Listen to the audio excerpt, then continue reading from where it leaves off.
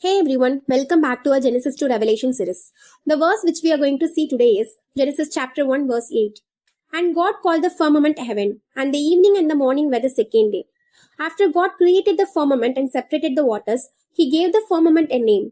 He called it heaven, the wide sky stretched above the earth. By naming it, God showed his authority and care.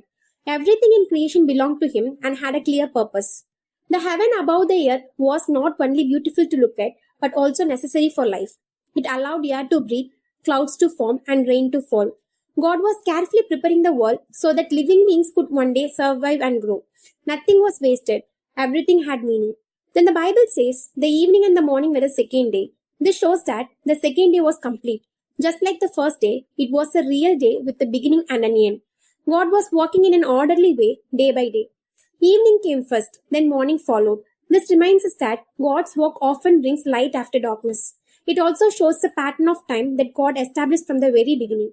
The second day may seem quiet, with no plants or animals yet, but it was very important. God was building the foundation for everything that would come next. Without the sky, there could be no life on earth. This verse teaches us that God values preparation. He works patiently and wisely. The same God who named the heaven and finished the second day is still hiding time and life today. When we look at the sky, we can remember that it was shaped by God's word. It stands as a reminder that God is in control, faithful, and always working according to his perfect plan. Thanks for watching. See you again with another verse from the Bible.